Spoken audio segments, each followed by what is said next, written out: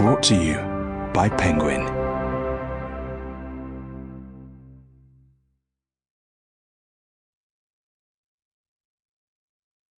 The Big Con by Mariana Mazzucato and Rosie Collington.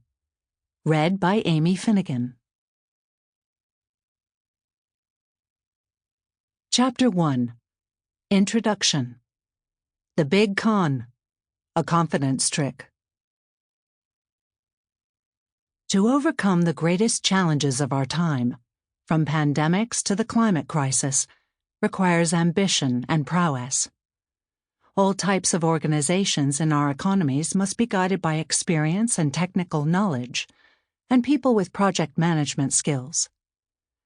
Businesses, governments, and organizations from civil society with these capabilities can then work together to meet our collective social, economic, and environmental needs.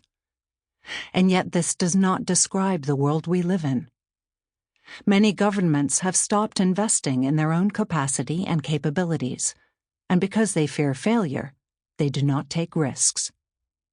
Many businesses have shirked responsibility for change and are focused on earning short-term profits through easy, unproductive strategies, such as buying back their own shares to boost stock prices or not paying workers their fair share. Bad governance in both business and the state has over the last half-century caused short-termism to overshadow investments needed for progress. These trends have depleted organizations of knowledge, skills, and vision. And one group of actors has ridden the wave of this form of capitalism and the underlying depletion of capabilities, earning huge sums of money in the process: the consulting industry.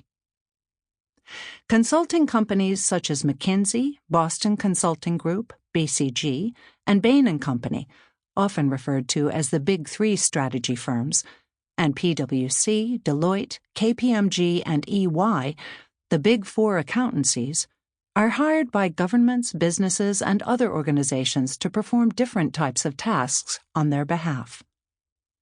When consultancies are hired by businesses, the tasks they are given sometimes relate to corporate strategy, sometimes to the management and execution of a specific project, and sometimes to a particular capacity, such as IT or financial planning. Governments often contract consultancies to help deliver critical functions, from the development of climate adaptation strategies to the rollout of vaccination programs and the commissioning of welfare services. Today, the size of the consulting industry and the contracts it receives have become eye-wateringly large. Their growth shows no sign of slowing down.